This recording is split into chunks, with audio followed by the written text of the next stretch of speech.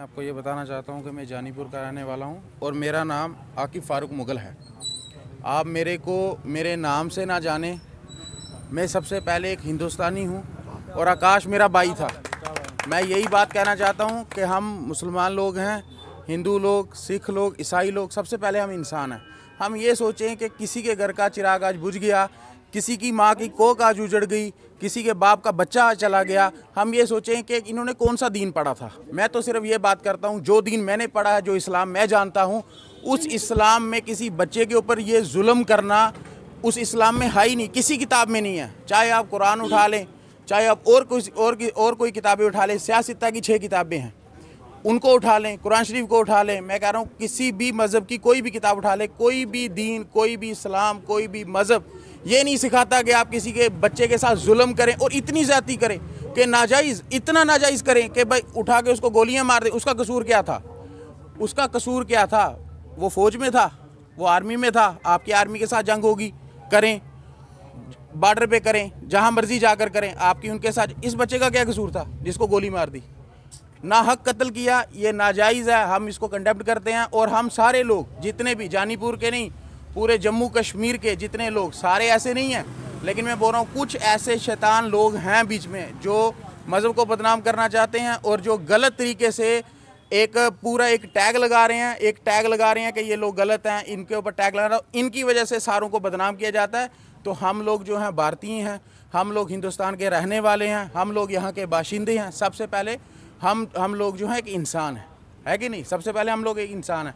तो ये बड़ा गलत हुआ, हमें बड़ा दुख है इस चीज़ को लेकर। हम पूरे जानीपुर के लोग जितने भी हैं यहाँ पर इकट्ठे हुए हैं, तो हम यही कहते हैं कि आगे से ऐसा ना हो। और हमारी गवर्नमेंट को भी ये चाहिए, जहाँ पर ऐसे इंसिडेंट हों उनको सीधा गोली मार दी जाए। उनके साथ कोई उनको लेकर उनका चालान पेश होगा, बाद में उनको लेकर जेल लिया जाएगा, कोर्टों में लाया जाएगा। ये दरबदरी, जिस दिन उनके सीने के अंदर गोली उतरेगी उस दिन इस माँ को ठंडक पड़ेगी। मैं ये बात कहना चाहता हूँ, जिस दिन उनके सीने के अंदर गोली उतरेगी उस दिन इस माँ को ठंडक पड़ेगी। तब तक ना हमारे दिल वैसे ही जलते रहेंगे, वैसे ही आग लगी रहेगी। अब हम आपको फाड़ के नहीं दिखा सकते कि हमारे दिलों के अंदर क्या है।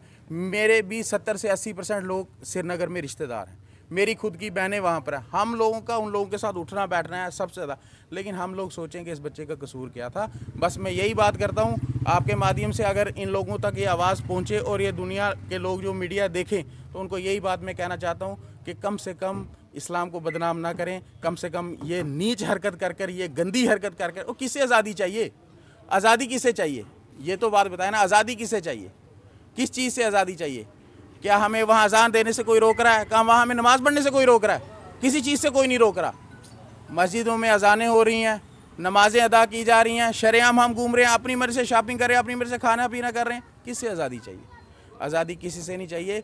जिस दिन इस गंदगी से, अपने दिल के अंदर की गंदगी से आज़ाद हो जाएंगे, तो हम सारे लोग ऐसे भी आज़ाद। मेरे सामने ही बड़ा हुआ है। मेरी यहाँ बगल में दुकान हुआ करती थी, स्टेशनरी गिफ्ट आइटम की दुकान हुआ करती थी। ये दोनों भाई बहन जो नागबनी स्कूल में पढ़ते थे और मेरे दुकान के सामने से बस आती थी, वहाँ से बस जो है ये अबॉर्ड करते, मतलब लेते थे बस वहाँ से। और कई बार ये शॉप में पेंसिल खरीदना, कुछ मेरी दुकान में, मेरी शॉप पे ही आते थे। और मैं तो इनको तब से बचपन से जानता हूँ। बेशक इनका जो है, इनके पापा का बिज़नेस जो है श्रीनगर में है, कृष्णा ढाबा के नाम से बिज़नेस वहाँ पे, बट यहाँ पढ़ते थे तो मेरे पास आते थे और मैं इनको बड़े होते हुए देखा है। और मेरी बेटी भी इनके साथ ही बड़ी हुई है और ये लोग कच्ची छावनी में ट्यूशन पढ़ते थे इकट्ठे। और मैंने यहाँ से जानीपुर से शिफ्ट किया बोर्डिंग में, और मेरे घर पे कई बार आए हैं यहाँ पे बच्चे के साथ, मेरी बेटी के साथ आए हुए हैं, वो बैठ के चाय पिए, मतलब बड़ी बार आए हुए हैं। And I was very much shocked जब मुझे 10-12 दिन पहले जब मुझे पता चला कि आकाश मेहरा को गोली लगी। मैं समझा आकाश मेहरा कौन है। मेरी बेटी ने बताया पापा जो मेरे साथ वो ट्यूशन पढ़ते थे, वो हेल्दी सा लड़का हुआ करता था। और मुझे बड़ा शौक लगा। एनीवेज बाद में पता चला कि वो सियोड़ा हॉस्पिटल श्रीनगर में, वहाँ पे जो उसका ट्रीटमेंट चल रहा है अभी वो है ठीक है। मतलब मैं कहा चलो भगवान से दुआ की, चलो ठीक है। एक माँ बाप का इकलौता बेटा है, दोनों भाई, आज की डेट में 2 ही बच्चे होते हैं, एक बेटा एक बेटी, इससे ज़्यादा होते नहीं है। तो मैं चलो ठीक है, बच्चा बच जाए तो इससे बड़ी और क्या बात चाहिए। लेकिन रात को मुझे सुबह अर्ली मॉर्निंग 5 बजे मेरी बेटी का मुझे फ़ोन आता है, पापा उसकी डेथ हो गई है। And I was very much shocked. सबसे बड़ी बात है, ठीक है माँ बाप के पैसे हैं, लेकिन फेलियर कहाँ है? फेलियर हमारी गवर्नमेंट की है। अगर उसको वहाँ पर ट्रीटमेंट चल रहा था, उसका ट्रीटमेंट जो है उसका प्रोग्रेस नहीं हो रही थी, उसको दिल्ली बॉम्बे कहीं भी शिफ्ट कर सकते थे, उसका वो बच सकता था। लेकिन जो गवर्नमेंट इसमें कोई जो है इंटरेस्ट नहीं लिया, ना ही कोई स्टेप फॉरवर्ड लिया ताकि उसको बचाया जा सके। अब आप खुद समझ सकते हैं कि यहाँ पर किसकी मार है, मतलब किसकी वो है, मतलब totally failure of government, totally failure of government.